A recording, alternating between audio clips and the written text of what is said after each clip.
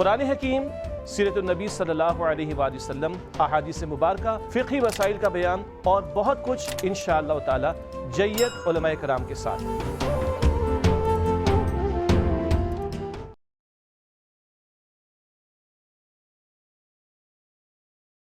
اعوذ باللہ من الشیطان الرجیم، بسم اللہ الرحمن الرحیم، الحمدللہ رب العالمین، الصلاۃ والسلام علی خاتم النبیین۔ ناظرین کرام، السلام علیکم۔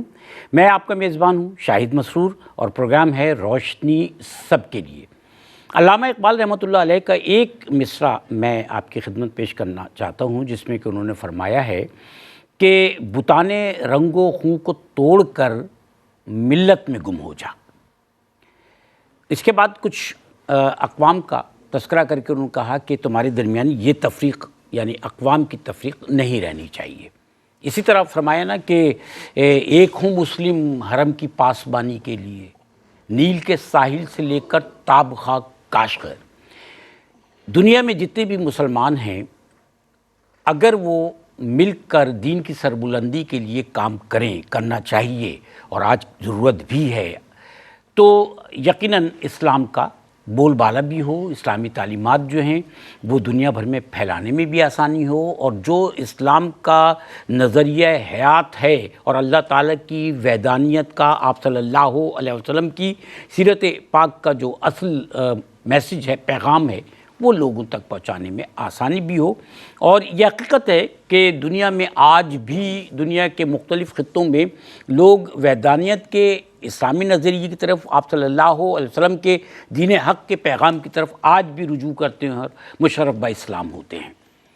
ہمیں اپنی حیثیت کو شناخت کرتے ہیں۔ جب لوگ مشرف با اسلام ہو رہے ہوتے ہیں نا، تو اس کا مطلب یہ ہے کہ وہ اس حقیقت کو تسلیم کر رہے ہوتے ہیں، اور یہ حقیقت ہے، قابل تسلیم حقیقت ہے۔ لوگ آج مختلف معاملات کے باوجود اسلام کی طرف راغب ہوتے ہیں، رجوع کرتے ہیں۔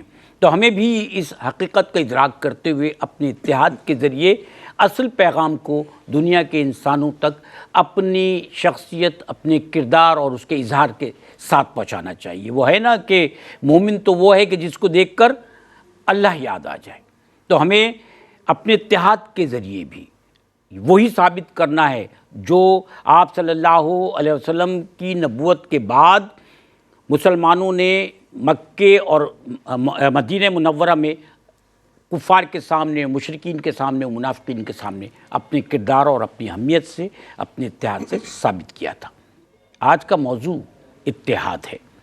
اس موضوع پر بہت بچ کر بھی اگر ہم گفتگو کریں، کیونکہ بہت سارے دوسرے جزوی معاملات بھی سامنے آتے ہیں، تو بھی ایک بنیادی بات یہی سامنے آتی ہے کہ اتحاد بحیثیت مسلمان اتحاد دین کا پیغام بھی ہے اور دنیاوی ضرورت بھی ہے، اور اس کے ساتھ ساتھ یہ اللہ تعالیٰ کی ہمارے لیے ہدایت بھی ہے کہ اللہ کی مضبوطی کو، اللہ کی رسی کو مضبوطی سے تھامے رہو اور آپس میں تفرقہ نہ ڈالو۔ آج اسی موضوع پر گفتگو کریں گے۔ ہمارے ساتھ تشریف فرما ہے عالمی شہرت یافتہ عالم دین محترم مفتی محمد سہیل رضا امجدی صاحب۔ السلام علیکم سر۔ وعلیکم السلام ورحمۃ اللہ وبرکاتہ۔ اور دوسری شخصیت ہمارے ساتھ استاد ہیں، خطیب ہیں، امام ہیں، اور ہمارے ساتھ ہمیشہ مختلف موضوعات کے تحت پروگرام میں شریک رہتے ہیں، محترم مفتی سید زیغم علی گردیزی صاحب۔ السلام علیکم سر۔ وعلیکم السلام ورحمۃ اللہ وبرکاتہ۔ ماشاء اللہ سر، موضوع آج کا اتحاد ہے۔ اب یہ جو تفرقہ ہے، اسلام میں تفرقے کے حوالے سے، تفریق پیدا کرنے کے حوالے سے جو وعید ہے، جو ممانعت ہے، وہ کیا ہے؟ بسم اللہ الرحمن الرحیم۔ اللہم صلی علی سیدنا و مولانا محمد وعلی آلہ و اصحابہ وبارک وسلم۔ دیکھیں، اسلام میں اتحاد پر بڑا زور دیا گیا ہے، اور اتحاد اجتماعیت سے وجود میں آتا ہے، اور اجتماعیت کا اتنا خیال رکھا گیا ہے۔ دیکھیں، نماز پڑھنے کے متعلق جب فرمایا نا، تو یہ نہیں فرمایا کہ ادوا الصلاۃ، نماز کو ادا کرو، اقیموا الصلاۃ، نماز کو قائم کرو۔ کیا بات ہے! اور اسی میں مفسرین فرماتے ہیں کہ اس سے مراد جماعت کے ساتھ قائم کرنا ہے۔ ادا کرنا اور ہوتا ہے، قائم کرنا اور ہوتا ہے۔ آگے کہا ورکعوا مع الراکعین، جی، جھکنے والوں کے ساتھ جھکو۔ جی ہاں، یہاں پر بھی اجتماعیت ہے۔ یہاں تک کہ ماہ رمضان کے روزوں میں بھی اجتماعیت ہے، جی ہاں، اتحاد کا عنصر ہے۔ کیا بات ہے، یہاں تک آپ دیکھیں کہ جو حج ہوتا ہے نا، تو ایسا نہیں کہ فلاں علاقے کے روز اس روز حج کر لیں، فلاں ممالک کے لوگ جو مسلمان ہیں وہ اس روز کر لیں۔ یوم عرفہ ایک ہی دن آتا ہے اور ایک ہی دن سارے جا کر حج ادا کرتے ہیں۔ دنیا کا سب سے بڑا اجتماع ہے مذہبی، جی، واہ سبحان اللہ۔ اور دیکھا جائے تو غریب کی مدد ہوتی رہے، وہ اپنے آپ کو قسمہ پرسی کا شکار نہ سمجھے، تو زکوٰۃ کی ادائیگی کا مالداروں کو حکم دیا، تو یہاں پر بھی اجتماعیت کو فروغ دیا جا رہا ہے۔ صحیح، قرآن کریم میں بڑے واضح ارشاد باری تعالیٰ ہے کہ وَاعْتَصِمُوا بِحَبْلِ اللَّهِ جَمِيعًا وَلَا تَفَرَّقُوا، کہ اللہ کی رسی کو مضبوطی سے تھام لو اور ایمان والو تم آپس میں تفرقے میں نہ پڑو۔ دوسرے مقام پر یہ ارشاد فرمایا کہ قُلْ هُوَ الْقَادِرُ عَلَىٰ أَن يَبْعَثَ عَلَيْكُمْ عَذَابًا مِّن فَوْقِكُمْ أَوْ مِن تَحْتِ أَرْجُلِكُمْ أَوْ يَلْبِسَكُمْ شِيَعًا وَيُذِيقَ بَعْضَكُمْ بَأْسَ بَعْضٍ۔ اللہ رب العالمین نے اپنی قدرت کا اظہار ظاہر کرتے ہوئے فرمایا کہ وہ قادر ہے اس پر کہ تم پر اوپر سے نیچے سے عذاب بھیجے، یا تمہیں آپس میں انتشار میں کر دے، منتشر کر دے، اور تم ایک دوسرے کا مزہ چکھو، وہ اس بات پر قادر ہے۔ تو یہاں پر انتشار کو بعضکم بأس بعض، اس کو یوں سمجھ لیں کہ اللہ رب العالمین کی رضا کے زمرے میں نہیں لیا ہے، اللہ تعالیٰ کی جانب سے وعید کے زمرے کے طور پر اسے بیان کیا گیا۔ اس کا مطلب کیا ہے کہ اتحاد، اجتماعیت اللہ تعالیٰ کو پسند ہے خیر پر، اور تفرقہ بازی یہ اللہ رب العالمین کو مطلوب نہیں ہے، اللہ تعالیٰ اس کے رسول علیہ السلام کی ناپسندیدہ ہے۔ اب اس آیت پر غور کریں کہ جو فرمایا نا کہ وَاعْتَصِمُوا بِحَبْلِ اللَّهِ، ایک تو یہاں پر دیکھیں کہ تھام لو اللہ کی رسی کو، ایمان والوں کو حکم دیا جا رہا ہے کہ ایک نقطے پر جمع ہو جاؤ۔ کیا بات ہے، وَلَا تَفَرَّقُوا، اس نقطے سے ہٹنا نہیں، تفرقہ بازی اختیار نہ کرنا۔ اچھا، ایک نقطے کی دعوت ہے اور تفرقے کی ممانعت ہے بڑے واضح انداز میں۔ پھر حدیث پاک ہے کہ ید اللہ علی الجماعہ، کہ اللہ تعالیٰ کا دست اقدس، اس کی جو رحمت ہوتی ہے وہ جماعت پر ہوتی ہے۔ من شذ شذ فی النار، جو ان سے علیحدہ ہو جاتا ہے نا، علیحدہ ہو جائے تو فرمایا کہ اسے جہنم میں جلایا جائے گا۔ یہاں تک کہ حدیث پاک میں یہ بھی الفاظ ہیں جس کا میں متن کافی طویل ہے، میں اس کا مفہوم عرض کی دیتا ہوں کہ فرمایا کہ جو جماعت کے ساتھ منسلک ہوتا ہے نا تو شیطان اس کو ورغلا نہیں سکتا۔ اس کی مثال ایسی ہے کہ جب تک بکریاں اپنے ریوڑ میں ہوتی ہیں تو بھیڑیا اسے اٹھا نہیں سکتا، جہاں ریوڑ سے علیحدہ ہو تو بھیڑیا شکار کر لیتا ہے، تو جہاں جماعت سے بندہ علیحدہ ہوتا ہے اسے شیطان اپنا شکار بڑی آسانی کے ساتھ بنا لیتا ہے۔ اچھا، اب یہاں پر میں یہ بات بھی عرض کروں گا کہ لباس سے، وضاقتہ سے، اور اسی طریقے سے جو ثقافتی ایک رنگ ہے، ہر ملک کی الگ ثقافت ہے، وضاقتہ الگ ہے، لباس الگ ہے، لباس کے الگ الگ ہونے سے آپ کا لباس علیحدہ ہے، میرا الگ ہے، ان کا الگ ہے، ٹھیک ہے نا؟ لباس سے، وضاقتہ سے، آپ کے گیٹ اپ سے، اور اسی طرح ثقافت سے کوئی انتشار نہیں ہوتا، ان کے مختلف ہونے سے کوئی انتشار نہیں ہوتا۔ انتشار کس سے ہوتا ہے؟ فرقہ واریت کس سے ہوتی ہے؟ کہ جب فکر میں انتشار آ جائے، اعتقاد میں انتشار آ جائے، ضروریات دین میں سے اس کا تعین کرنے میں انتشار آ جائے، یعنی ایک مسلمان ایک چیز کو اپنا رہا ہے اور اسے دین سمجھ کر اپنا رہا ہے، دوسرے مسلمان کو وہ چیز نہیں بھاتی، وہ کہتا ہے یہ دین کے مخالف ہے، یہ بدعت ہے، فلاں ہے، فلاں ہے، فلاں ہے، یہ جو عمل کر رہا ہے دین پر کر رہا ہے، میں عمل یہ عمل دین پر نہیں کر رہا اور میں کر رہا ہوں۔ انتشار یہاں سے آتا ہے۔ تو میں سمجھتا ہوں کہ اس قسم کے جتنے بھی مسائل ہیں ان کو انتشار کا ذریعہ بنانے کے بجائے، فرقہ واریت کا ذریعہ بنانے کے بجائے، آپس میں باہم بیٹھ کر، مل بیٹھ کر اسے دلائل کے ساتھ آپس میں بات چیت کر کے حل کیا جائے۔ کیا بات ہے۔ اچھا، یہی بات ہے جس کو ہم جاننا چاہیں گے۔ بات یہ ہوئی کہ لوگ جو ہے وہ اپنی ضد کی وجہ سے، انا کی وجہ سے جو ہے وہ مخالفت کرتے ہیں۔ سوال میں آپ کی نظر کروں گا، ابھی اجازت چاہیے وقف پہ جانے کے لیے، حاضر ہوتے ہیں، ہمارے ساتھ رہیے۔ ناظرین کرام، آپ کو پھر خوش آمدید کہتے ہیں روشنی سب کے لیے میں۔ آج کا موضوع بڑا خوبصورت موضوع ہے، اتحاد۔ آج وقت کی ضرورت ہے، ہمیشہ اتحاد مسلمانوں کی صفوں میں جس کی سب سے زیادہ ضرورت رہی وہ محرک رہا ہے۔ ہمارے ساتھ محترم مفتی سہیل اعظم جدید صاحب اور محترم مفتی سید زیغم علی گردیزی صاحب تشریف فرما ہیں۔ جب ہم وقفے پہ گئے ہیں تو بات یہ ہو رہی تھی کہ اللہ تعالیٰ کی رضا جو ہے وہ حاصل کرنے کے لیے انسان کو اللہ تعالیٰ کے جو اصل پیغام ہے آپ صلی اللہ علیہ وسلم کے ذریعے جو ہم تک پہنچا، متحد رہنا چاہیے، خاص کر مومنین کو۔ بعض لوگ جو ہیں جیسا کہ تذکرہ بھی ہوا کہ اپنی ضد کے لیے، اپنی انا کے لیے، اللہ کی رضا نہیں اپنی انا کے لیے تفرقہ پیدا کرتے ہیں، تفریق پیدا کرتے ہیں دین اور دین کے معاملات میں، ان کے لیے کیا وعیدیں ہیں وہ ارشاد فرمائیے۔ بسم اللہ الرحمن الرحیم، اللہم صلی علی محمد وعلی آل محمد وبارک وسلم۔ بہت شکریہ شاہد بھائی۔ جزاک اللہ۔ اختلاف رائے ہونا یہ ایک فطری امر ہے، اور دور صحابہ کرام سے اگر ہم دیکھیں تو علمی اختلافات رہے ہیں، لیکن وہ تہذیب کے دائرے میں آداب کو ملوز خاطر رکھتے ہوئے، اور پھر اس میں مقصد قرآن فہمی ہے، سنت کی فہم ہے، اطاعت رسول صلی اللہ تعالیٰ علیہ وآلہ وسلم تک پہنچنا ہے۔ ان وجوہات کی بنا پہ آپس میں علمی اختلافات رہتے تھے اور آراء مختلف رہتی تھی۔ بنیادی طور پر اختلاف رائے دو طرح کے ہوتے ہیں، مذموم اور محمود۔ محمود وہ ہے کہ جو تلاش حق کے لیے ہو، جس کا مقصد اخلاص ہو، للہیت ہو اور اصولوں پر مبنی ہو۔ ایسے اختلافات کی اجازت بھی دی گئی، بلکہ ان کی تحسین فرمائی گئی، حوصلہ افزائی فرمائی گئی، اور ایسے اختلافات کو امت کے لیے باعث رحمت قرار دیا گیا۔ صحیح بات ہے، جو تہذیب اور اخلاقیات کے دائرے میں ہوں، اصولوں کو پیش نظر رکھا جائے، جس میں دینی اصولوں کے مطابق راستہ نکلتا ہے، جی اس میں احترام بھی ہو، آداب بھی ملوز خاطر رہیں۔ صحیح۔ پھر ایک اختلاف جو ہے مذموم، جس سے متعلق آپ نے سوال فرمایا کہ اس میں تلاش حق نہ ہو، بلکہ محض ضد کی وجہ سے، ہٹ دھرمی کی وجہ سے اور بغیر کسی وجہ سے، یعنی کوئی ایسا سبب نہیں ہے، کوئی ایسی وجہ نہیں ہے۔ قرآن کریم میں متعدد مقامات پر اس کی مذمت بیان فرمائی گئی، اور یہ اختلاف کیوں کیا جاتا ہے، مخالفت کیوں کی جاتی ہے، اس کی مختلف امتوں کے احوال کے ذریعے اس کی مثالیں بھی بیان فرمائی گئی کہ وجوہات کیا ہیں، اسباب کیا ہیں۔ ایک سبب اس کا بیان فرمایا گیا کہ ضد کی وجہ سے اختلاف کسی سے کیا جائے، ہٹ درمی کی وجہ سے کہ کوئی ظاہری کوئی ایسی صورت نہیں پائی جاتی، بس ایک یہ ہے کہ میں نہیں مانتا، میں اس چیز کو تسلیم نہیں کرتا۔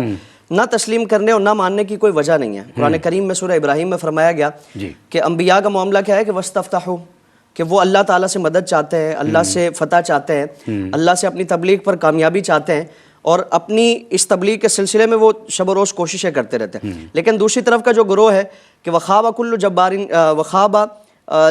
عَنِيدٍ، کہ جو ضد کرنے والے ہیں، ہٹ درمی کرنے والے ہیں اور سرکشی کرنے والے ہیں، یعنی ان کی تبلیغ ایک طرف اور اللہ رب العالمین کی طرف بلانا ایک طرف، دوسری طرف جو منع کرنے والے ہیں وہ محض ضد کی وجہ سے، ہٹ درمی کی وجہ سے اور انانیت کی وجہ سے، بوجھ کی وجہ سے، کوئی اور نہ ماننے کا وجہ نہیں ہے، سبب نہیں ہے، صرف یہ ہے کہ جس طرح آپ صلی اللہ علیہ وسلم نے جب اعلان نبوت فرمایا، کفار نے کہا کہ ہمیں کیوں نہیں دی گئی، یعنی نہ ماننے کا اور اختلاف کا کوئی اور سبب نہیں ہے، صرف یہ ہے کہ ہم سردار تھے، اگر نبی بنانا ہی مقصود ہوتا تو ہمیں بنا دیا جاتا، ہم تو سردار بھی ہیں، پیسہ بھی ہے اور دنیاوی حیثیت اور سٹیٹس بھی ہے۔ اسی طرح بنی اسرائیل جب آپ صلی اللہ علیہ وسلم مدینہ طیبہ تشریف لائے تو ان کا اختلاف یہ تھا کہ ہم بنی اسرائیل میں سے ہیں اور سینکڑوں انبیاء کرام علیہ السلام ہم میں سے آئے ہیں، تو ہمیں کیوں نہیں بنایا گیا، یعنی وجہ کوئی نہیں ہے، صرف یہ ہے کہ ضد ہے، ہٹ درمی ہے، انانیت ہے، بغض ہے۔ اس وجہ سے فرمایا کہ جو ایسے لوگ ہیں، خوابہ کا لفظ استعمال فرمایا گیا کہ وہ نقصان میں ہے، وہ خسارے میں ہے، کہ جنہوں نے محض ہٹ درمی کی وجہ سے قبول حق سے انکاری ہوگا۔ پھر ایک اور وجہ اس کی بیان فرمائی گئی کہ حسد و جلن کی وجہ سے آپ کسی سے اختلاف کر رہے ہیں تو وہ مسئلہ سمجھنے کے لیے اختلاف نہیں ہے، بلکہ حسد ہے کہ آپ کو جو اللہ تعالیٰ نے ایک مقام و مرتبہ عطا فرمایا، عزت و شہرت عطا فرمائی، مجھے وہ تسلیم نہیں ہے، میں اس کو قبول نہیں کرتا، تو میں آپ سے بلا وجہ کا ایک بیر لے کے بیٹھ جاؤں گا۔ تو اس کو فرمایا کہ ام یحسدون الناس علی ما آتاہم اللہ من فضلہ، کہ اللہ تعالیٰ نے جس پر اپنا فضل فرمایا، جس پر اپنا کرم فرمایا، تو یہ کیا اس سے لوگ حسد کرتے ہیں، یعنی حسد کی وجہ سے وہ اس کے جو مقام و مرتبہ ہے، اس کی عزت و شہرت ہے، اس کو قبول کرنے سے انکاری ہیں، اور محض صرف یہ وجہ بنتی ہے کہ وہ اس سے اختلاف کر بیٹھتے ہیں۔ تو اس کو بھی مضموم جو اختلافات ہیں اس میں شامل فرمایا گیا۔ پھر اسی طرح ایک اور جو سبب بیان فرمایا گیا کہ تنگ نظری کی وجہ سے بعض لوگ تنگ نظری، کم ظرفی، کم علمی اور جہالت کی وجہ سے کسی سے اختلاف کر بیٹھتے ہیں، اور ان کے نزدیک یہ ہوتا ہے کہ ہم ہی حق پر ہیں، میں حق پر ہوں، میری جماعت حق پر ہے اور میرا گروہ حق پر ہے، باقی میرے علاوہ جتنے بھی ہیں وہ باطل ہیں۔ اور بعض جگہ جہاں کسی کو زوم ہو جائے کہ علم میرے پاس بہت ہے، جی آج ہمارے ہاں اگر اس چیز کا جائزہ لینا، اکثر لوگوں کا رویہ یہ نظر آتا ہے کہ دنیا میں دو طرح کے نظریات ہیں، ایک میرا نظریہ ہے اور دوسرا باطل نظریہ. اس کے علاوہ یعنی کہیں بھی بیٹھیں گے تو یہ ایک ٹارگٹ اور ایک نظریہ لے کے بیٹھیں گے کہ میرے علاوہ جو بھی نظریات ہیں میں اس کو جب تک باطل کر کے نہ چھوڑوں اور جب تک میں اس کے خلاف کھڑا نہ ہو جاؤں تو وہ ان کا جو ایک جو اندر کی آگ ہوتی ہے نا، وہ جو ایک خواہش اور فتنے کا ایک جذبہ ہوتا ہے، وہ ٹھنڈا نہیں ہوتا. قرآن کریم میں اس سے متعلق فرمایا کہ من الذین فرقوا دینہم وکانوا شیعا، کہ ان لوگوں کی طرح نہ ہو جانا کہ جنہوں نے دین میں تفریق کی، فرقے بنائے اور گروہ در گروہ ہو گئے. وَكُلُّ حِزْبٍ بِمَا لَدَيْهِمْ فَرِحُونَ، ان میں سے ہر ایک گروہ یہ اس بات پر خوش تھا کہ ہمارے پاس حق ہے، ہمارے پاس سچ ہے. جو اس کے پاس ہے وہ اس طور پر اس زوم میں مبتلا ہے کہ میں ہی حق پر ہوں، میں ہی سچ پر ہوں اور میرے علاوہ جتنے بھی ہیں وہ باطل ہیں. ان لوگوں کی طرح نہ ہو جانا. یعنی سب سے بڑی وعید تو یہ ہے نا کہ وہ قبول حق سے وہ محروم رہتے ہیں اور حق شناسی وہ محروم رہتے ہیں، حق کی معرفت سے وہ محروم رہتے ہیں. پھر ایک اور وجہ قرآن کریم میں بیان فرمائی گئی کہ بعض لوگ وہ اپنی معاشی پریشانیوں کی وجہ سے، معاشی مسائل ہوتے ہیں کہ جب تک اختلافات پر بات نہیں کریں گے، اختلافی مسائل کو اجاگر نہیں کریں گے، وہ ان کا معاش کا جو سلسلہ ہے وہ رواں نہیں رہے گا، اس میں پریشانی آ جاتی ہے. یہ بنی اسرائیل کے علماء کا یہ ایک جو مضموم ان کے جو اعمال تھے، افعال تھے، اس کو بیان فرمایا گیا کہ وَلَا تَشْتَرُوا بِآيَاتِ اللَّهِ ثَمَنًا قَلِيلًا، کہ چند ٹکو کے عوض اپنا وہ اللہ کی آیات کو نہیں بیچنا، دین نہیں بیچنا، دین کو اپنے مقاصد کے لیے استعمال نہیں کرنا، دین کو شہرت، دولت، طاقت اور اقتدار و اختیار حاصل کرنے کے لیے استعمال نہیں کرنا ہے، بلکہ مقصد اگر کسی سے اختلاف کرتے بھی ہیں تو مقصد کیا ہونا چاہیے کہ احقاق حق اور ابطال باطل ہو. اس کے علاوہ اگر یہ مقصد لے کر بیٹھیں گے تو اللہ رب العالمین حق شناسی بھی عطا فرمائے. سبحان اللہ، سبحان اللہ. سر اس بات کے بعد جو اصل ایک اور ہمارے سمجھنے کی بات ہے وہ یہ ہے کہ دین میں اختلاف کرنا اور تفرقہ پیدا کرنا، اس کے نقصانات کیا کیا ہیں وہ ہمیں پتہ چلنا چاہیے. قبلہ نے بڑی اچھے انداز میں بات فرمائی. جی یقین. وہ حدیث پاک ہم سنتے ہیں نا کہ مسلمان جسم کی مانند ہے، مسلمان جو ہے وہ دیوار کی مانند ہے. جس کی کبھی اس پر غور کیا ہے؟ کبھی غور کیا آپ نے کہ جسم بھلا چنگا ہے آپ کا، سر میں درد ہے یا کوئی بھی عضو اس میں تکلیف ہے، آٹومیٹیکلی پورا جسم اس میں مبتلا ہو جاتا ہے. زیادہ ہو جائے تو زیادہ مبتلا ہو جاتا ہے. تو ایسا ہو نہیں سکتا کہ ہم افتراق کر کے چین سکون کی زندگی بسر کریں. ٹھیک ہے نا؟ صحیح بات ہے. اچھا اسی طریقے سے دیوار ہے، دیوار کے ایک حصے کو کمزور کریں، رائٹ سائڈ کو یا درمیانی سائڈ کو یا لیفٹ سائڈ کو، جس حصے کو بھی کمزور کریں اوپر سے نیچے سے، پوری دیوار آٹومیٹیکلی اس کا جو اثر ہے، نتیجہ ہے، پوری دیوار کو سہنا پڑے گا. تو یہ نہیں ہو سکتا کہ ہم آپس میں افتراق میں، اختلافات میں پڑ جائیں، افتراق میں مار کٹائی اور اس طرح چیخم پکار، اور ہم چین اطمینان کے ساتھ ہم مضبوط ہوں. یہ ہو نہیں سکتا. یاد رکھیں کہ اتحاد اور افتراق یہ آپس میں ضد ہے، اور یہ بھی یاد رہا جائے کہ ضد اور اصل نہ یہ ایک ساتھ رہ نہیں سکتے، ایک دوسرے کو مٹانے کی کوشش میں رہتے. جی وہ ایک دوسرے کو مٹائیں گے، یا تو ضد ہوگی یا تو پھر وہ اصل ہوگی. اچھا اب یہاں پر آپ دیکھیں کہ قرآن کریم نے اس مقام پر اشارہ کرتے ہوئے بڑے واضح انداز میں کیا فرمایا سورہ انفال میں کہ وَأَطِيعُوا اللَّهَ وَرَسُولَهُ، اللہ کی بات مانو، اس کی اطاعت کرو اور اس کے رسول کی اطاعت کرو.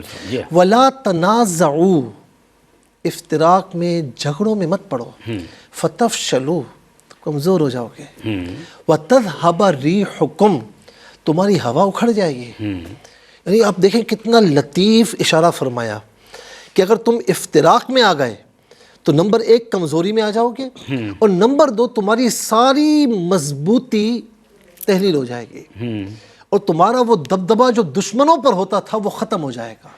صحیح بات ہے. تو یہ قرآن بڑے واضح انداز میں یہاں پر ہمیں بتا رہا ہے، تعلیم دے رہا ہے. اور یاد رکھیں کہ اس میں ایک مثال دی جاتی ہے، کہتے ہیں نا کہ جھاڑو ہوتی ہے، آپ یوں کریں زمین کی صفائی ہو رہی ہے، اس میں سے ایک تنکا نکال لیں، اس سے صفائی نہیں ہوگی. اور پھر یہی میں اسی کی مثال دے رہا ہوں، آپ جلدی فرما گئے. جی دیکھیں مثال کے طور پر اس مٹھی کو آپ بند کریں تو یہ پنچ بن جاتا ہے، اور جس میں بڑی طاقت آ جاتی ہے. اس طاقت کے میدان میں اس کی بڑی اہمیت ہے. صحیح سر. اور اس کو کھول دیں، الگ الگ کر لیں تو بہت زیادہ ہوگا تو تھپڑ بنے گا. ٹھیک ہے نا؟ اچھا علیحدہ آپ کچھ نہیں کر سکتے، لیکن یہ 5 انگلیاں انگوٹھے سمیت جب مل جاتی ہیں پورے جسم کی طاقت اس میں آ جاتی ہے. صحیح بات. ٹھیک ہے.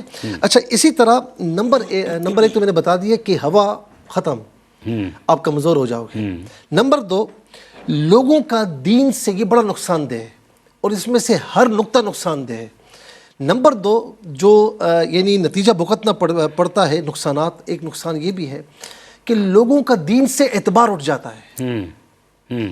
جب بھی اہل دین آپس میں افتراق کریں گے، تو برا میں برا وہ برا میں اچھا باقی سارے برے، تو لوگوں کا رفتہ رفتہ دین سے اعتبار اٹھ جاتا ہے کہ یار یہ تو آپس میں ایک نہیں ہوتے، جس کو دیکھو وہ دوسروں کو برا بلا کہہ رہا ہے، ان کا دوسرا کام ہی نہیں ہے، تو ایک کام کرو کہ ان کے پاس جانا ہی چھوڑ دو یار۔ صحیح کہہ رہے ہیں، ٹھیک ہے نا، اہل دین سے اعتبار اٹھ جاتا ہے، اور یہ بڑا نقصان دہ ہے۔ اس پر کفار نے، جو منافقین ہیں یا عالمی طور پر مسلمانوں کو افتراق میں لانے کے لیے اس پر بڑا کام کیا ہے انہوں نے۔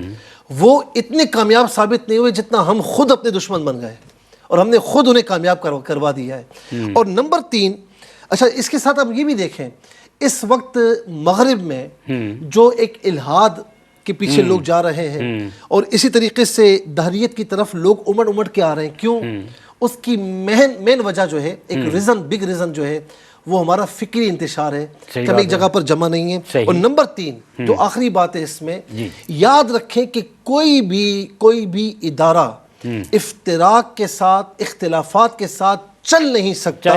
اسی طریقے سے اگر ہم اسی طرح افتراق میں پڑتے رہے تو ترقی کبھی نہیں ہو سکتی، تنزلی کی طرف جائیں گے، ترقی کا دروازہ بند ہو جائے گا، بجائے مثبت کارآمد کام کرنے کے ہم تخریب کاریاں کرتے رہیں گے، فتاویٰ کے دروازے کھولیں گے، یہ کافر وہ کافر، یہ غلط وہ غلط، میں صحیح، یہ ہوتا رہے گا۔ تو خدا کے واسطے ہمیں اس پر عمل درآمد کرتے ہوئے ان تمام نقصانات سے ہمیں بچنا ہوگا، تاکہ ہم ایک ہو جائیں، ایک امت بن جائیں۔ ماشاءاللہ، اسی نوٹ پر ایک وقفے کی طرف جاتے ہیں، ہمارے ساتھ رہیے گا۔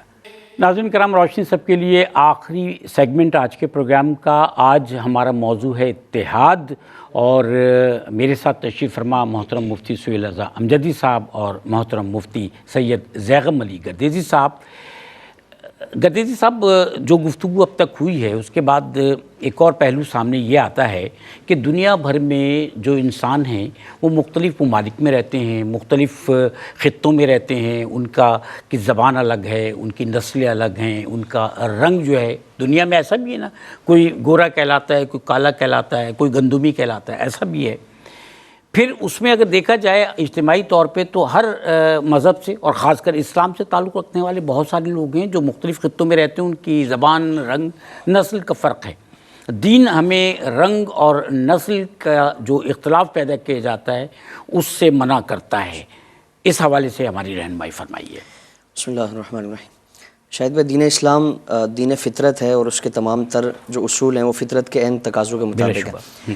اور انسان کے معاملے میں اگر غور کیا جائے تو اللہ رب العالمین نے ایک والد حضرت آدم اور ایک والدہ حضرت حوا سے تمام انسانوں کو پیدا فرمایا۔ پھر انسان کی تخلیق پہ اگر غور کیا جائے نا، تمام انسان ان میں فطری یکسانیت اللہ رب العالمین نے رکھی ہے کہ منہ سے کھاتے پیتے ہیں، بولتے ہیں، اور پاؤں سے چلتے ہیں، آنکھوں سے دیکھتے ہیں۔ یہ یکسانیت اللہ رب العالمین نے ہر طور پہ ان میں انسان کے وجود میں رکھی ہے۔ تو اب یہ یکسانیت کے بعد پھر کسی بھی انسان کو دوسرے پر فضیلت اور فوقیت نہیں دی جا سکتی۔ اسی کو قرآن کریم میں بیان فرمایا کہ یا ایھا الناس انا خلقناکم من ذکر و انثی، اے لوگو، ہم نے تمہیں ایک مرد اور ایک عورت سے پیدا کیا۔ وجعلناکم شعوبا وقبائل لتعارفوا، اور تمہارے گروہ بنائے، تمہارے قبائل اس لیے بنائے تاکہ تمہاری پہچان ہو سکے، تمہارا تعارف ہو سکے۔ یعنی یہاں لتعارفوا فرمائے، لتفاخروا نہیں فرمایا کہ آپس میں فخر کے لیے قبائل پیدا فرمائے گئے کہ فلاں قبیلہ فلاں پر فوقیت رکھتا ہے، یا فلاں کو بڑا ایک امتیازی شان اور اعزاز حاصل ہے اور دوسرا اس کے مقابلے میں کمتر ہے۔ تفاخروا نہیں فرمایا، ایک دوسرے پر فخر کے لیے نہیں، بلکہ فرمایا کہ آپس میں پہچان کے لیے، تعارف کے لیے اللہ رب العالمین نے تمہیں پیدا۔ اور فضیلت کیا ہے، فضیلت کا معیار کیا ہے؟ فرمایا کہ ان اکرمکم عند اللہ اتقاکم، تم میں جو سب سے زیادہ معزز ہے، جس کا کردار، جس کا عمل، جس کی عادات و اطوار سب سے اچھی ہیں، جو تقوی میں اللہ رب العالمین کے زیادہ قریب ہے، فرمایا کہ وہ اللہ کی بارگاہ میں زیادہ اکرم ہے، زیادہ اعظم ہے، اللہ رب العالمین کی بارگاہ میں زیادہ عزت والا ہے۔ زمانہ جاہلیت میں ہم دیکھیں نا تو یہ سارے تصورات پائے جاتے ہیں، یہ سارے امتیازات پائے جاتے ہیں، اور اس زمانے میں عرب اپنے آپ کو اتنا زیادہ تفاخر میں مبتلا ہے کہ اپنے علاوہ باقی جتنی اقوام ہیں ان کو عجمی کہا جاتا ہے. اچھا یعنی زبان تو ہمارے پاس ہی ہے, باقی عجم ہے, باقی گونگے ان کو تو بولنا ہی نہیں آتا, وہ تو ہمارے ساتھ ہمارے برابر کے نہیں ہیں. اچھا آپ صلی اللہ تعالی وسلم جب تشریف لا رہے ہیں تو نہ صرف حضور نے یہ سنہری اصول اور خوبصورت تعلیمات ارشاد فرمائی بلکہ عملاً اس کو نافذ کر کے دکھا ہے. آپ صلی اللہ تعالی وسلم خود اس کو عملاً کر کے دکھا رہے ہیں. غلام صحابہ اکرام کو اپنے ساتھ لے کر بیٹھتے, ان کو ساتھ کھانا کھلاتے. آپ صلی اللہ تعالی وسلم خصوصی طور پر ان کو اعزاز و اکرام سے نوازتے. ایک جنگ کے موقع پر ایک سیاہ فام صحابی, ایک شخص غلام حاضر ہوئے اور عرض کرنے لگے کہ محمد صلی اللہ تعالی وسلم میں نے آپ کا سنا ہے اور آپ کے بارے میں بڑی شہرت ہے, مجھے صرف یہ بتائیں کہ اگر میں آپ کے مذہب میں داخل ہو جاتا ہوں تو کیا جس طرح عرب میں ہمارے ساتھ سلوک کیا جاتا ہے, امتیازی ایک معاملہ کیا جاتا ہے, تو کیا آپ کے مذہب میں بھی ہمارے لیے معاملات ہیں؟ اچھا. تو آپ صلی اللہ تعالی وسلم نے اسلام کی خوبصورتی کتنی ہے, حضور نے فرمایا کہ تمہارے لیے کوئی الگ سے اہتمام نہیں یا کوئی امتیازی سلوک نہیں کیا جائے گا. فرمایا کہ جس صف میں ابو بکر و عمر عثمان و علی کھڑے ہوں گے وہاں تمہیں کھڑے ہونے کی اجازت ہوگی. اگر تم ان سے پہلے آ جاؤ تو ان میں سے کسی کی مجال نہیں کہ تمہیں وہاں سے ہٹا کر تمہاری جگہ یہ کھڑے ہو سکیں. یعنی امتیازی کوئی کسی کے لیے کوئی شان نہیں ہے, کوئی اعزاز نہیں ہے. تقویٰ, پرہیزگاری, خوف خدا, خشیت الہی, اور یہی معاملہ ہے آپ صلی اللہ تعالی وسلم کی تعلیمات ہی کی وجہ سے. حضرت بلال حبشی حبشہ کے تھے, حضرت صہیب رومی روم کے تھے, حضرت سلمان فارسی فارس کے تھے. یہ تمام صحابہ اکرام کا ایک گلدستہ ہے, اور ان میں زمانہ جاہلیت میں جس طرح سیاہ رنگت کے جو غلام ہوتے تھے ان کو تو انسانوں سے بدتر سلوک کیا جاتا تھا. آپ صلی اللہ تعالی وسلم کی تعلیمات کی غلام ہوتے تھے, غلاموں کو وہ غلام بنا دیا, وہ تو جانوروں سے بدتر. حضرت بلال حبشی جب آزاد ہو کر حضور کی بارگاہ میں حاضر ہوئے نا تو کسی نے حضرت سیدنا صدیق اکبر سے کہا نا کہ شاید آپ کو کوئی احسان آپ پر ہو جس کا بدلہ چکانے کے لیے آپ نے معاملہ کیا, تو اللہ رب العالمین نے آیت کریمہ نازل. اور جب بھی حضرت بلال حبشی حضور کی بارگاہ میں حاضر ہوتے یا سیدنا صدیق اکبر آپ سے کلام فرماتے نا تو سیدنا بلال کہہ کر آپ کو مخاطب کیا جاتا. اور پھر جب ایک اعزاز والا معاملہ ہے نا کہ فتح مکہ ہو رہا ہے, اللہ رب العالمین نے ایک بڑی فتح عطا فرمائی.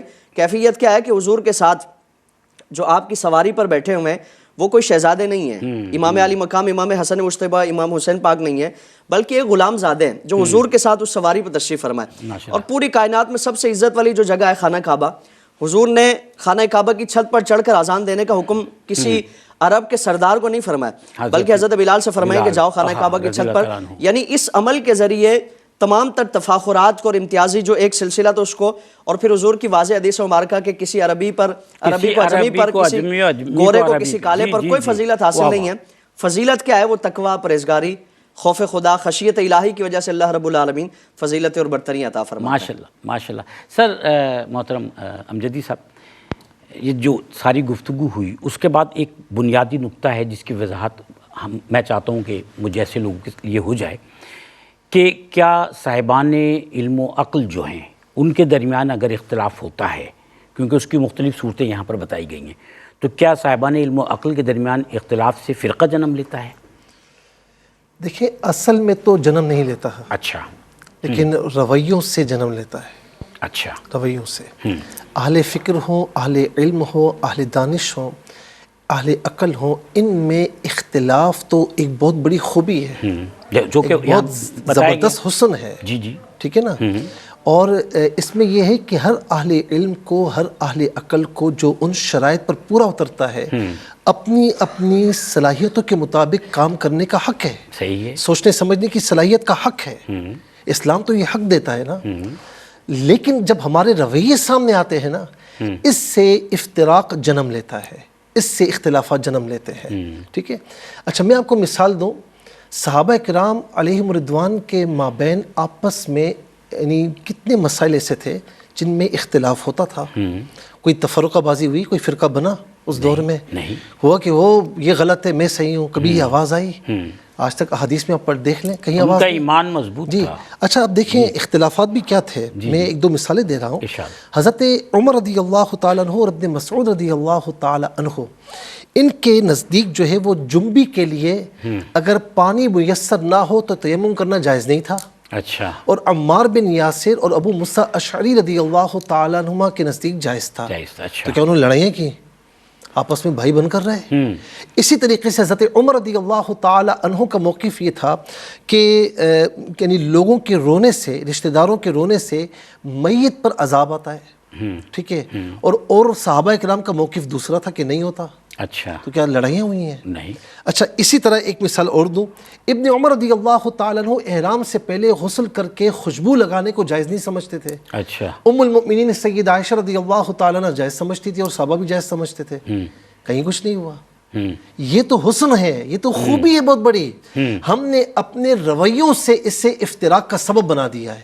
صحیح. اور ہر اہل علم جانتے ہیں، ہر سمجھدار ذی شعور شخص جانتا ہے کہ مجتہد اگر اپنی پوری بساط کے مطابق کام کرتا ہے نا، اور اس میں وہ خطا بھی کر جائے تو چونکہ اس نے صحیح نیت کے ساتھ کام کیا تو پھر بھی اس کی وہ لغزش معاف ہے، اس پر پکڑ نہیں ہے. جی جی بلکہ خطا بھی کرتا ہے تو اللہ رب العالمین اسے ایک اجر عطا فرماتا ہے، سبحان اللہ. اور خطا نہیں کرتا تو اللہ رب العالمین اسے دگنا اجر عطا فرماتا ہے. سبحان اللہ. ٹھیک ہے نا. تو اسی طریقے سے امام اعظم ابو حنیفہ، امام شافعی، امام مالک، امام احمد بن حنبل رحمۃ اللہ تعالیٰ علیہم، سب کے مابین اختلافات تھے مسائل میں، احکامات میں. تو کیا انہوں نے کوئی فرقہ بازی کی؟ یہ میرا فرقہ، یہ تیرا فرقہ؟ کبھی نہیں ہوئی.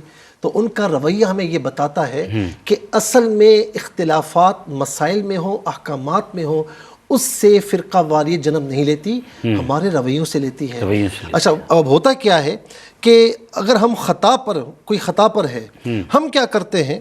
ہم یہ کرتے ہیں کہ اسے فوراً نشانہ بنا لیتے ہیں اپنی بڑائی کے لیے سر، اپنی بڑائی کی نیت سے فوراً فتوی بازی اختیار کرتے ہیں، تنقید کرتے ہیں، تحقیر آمیز رویہ اختیار کرتے ہیں. دکھانے کی کوشش کرتے ہیں. یہی رویہ دوری کا سبب بنتا ہے، اور یہ دوری بالآخر افتراق کا سبب بنتی ہے. صحیح فرمایا آپ نے، کیونکہ ہمیں اس سے گریز کرنا ہے. گریز کرنا چاہیے.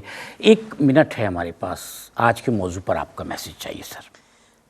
اس سے پہلے جس طرح کلام فرمایا نا کہ اللہ رب العالمین نے اجتماعیت میں برکت رکھی ہے، جی جی اتحاد میں برکت رکھی ہے، اور امت مسلمہ کا جو اس وقت جو ایک زوال کی کیفیت ہمیں نظر آتی ہے، اور فکری ایک انتشار و اختلاف اور خلفشار کا ایک معاملہ نظر آتا ہے، اس کی سب سے بڑی وجہ فکری جو علمی اختلاف ہے. اور پوری دنیا میں دیگر مذاہب کے دلوں سے جو اسلامی ایک جو مسلمانوں کا رعب دبدبہ ہونا چاہیے، آپ صلی اللہ تعالی علیہ وسلم نے اس کی وجہ جو بیان فرمائی نا کہ ایک کیفیت تم پر یہ آئے گی کہ اقوام تم پر ایسے جمع ہو جائیں گے جس طرح کھانے کی تھالی پر اور کھانے کے برتن پر جمع ہو جاتے ہیں. تو صحابہ نے عرض کیا رسول اللہ، کیا ہم اس وقت کیا افرادی قوت میں ہم کم ہوں گے اور کیا ہماری قوت نہیں ہوگی؟ تو آپ صلی اللہ تعالی وسلم نے فرمایا کہ افرادی قوت ہوگی، یہ سارے معاملات ہوں گے، لیکن آپس میں جو اختلافات کا معاملہ ہے کہ آپس میں دوری، انتشار، افتراق، اس وجہ سے اللہ رب العالمین تمہارا رعب، دبدبہ، ہیبت وہ لوگوں کے دلوں سے نکال دے گا. تو اللہ رب العالمین سے دعا کی جائے، اختلاف اور انتشار کو ختم کرنے کی کوشش کی جائے، اتحاد کی کوشش. آمین. بہت شکریہ محترم جی. سے کام نہ لیا جائے، محبت اپنی سے رائے پیار سے. دوسروں پر مسلط نہ کی جائے. صحیح سر. جہاں دلیل نہیں ہوتی وہاں دوست دھمکی ہوتی ہے، صحیح. جہاں دلیل ہو وہاں یہ چیزیں نہیں ہوتی. بہت شکریہ محترم مفتی سہیل اعظم جدی صاحب، محترم مفتی سید رقم علی گردیدی صاحب. ناظرین کرام، جب ہم کہتے ہیں اللہ اکبر تو اللہ سب سے بڑا ہے، اور ہم اللہ تعالیٰ سے یہ وعدہ کر کے دنیا میں آئیں کہ ہماری زندگی، ہمارے معاملات، ہمارے افعال، ہمارے اقوال، ہماری جو ہے اعتقاد سب اللہ کے لیے ہے. اور جب سب اللہ کے لیے ہے تو پھر انسان جب اپنی حیثیت کو سمجھ لیتا ہے، زمین پر آنے کے اپنے مقصد کو سمجھ لیتا ہے، تو پھر اس کے اندر نہ تو اپنی بڑائی پیدا کرنے کا جذبہ یا کوئی خواہش رہتی ہے، اور نہ پھر انانیت رہتی ہے. اللہ اکبر. اللہ حافظ.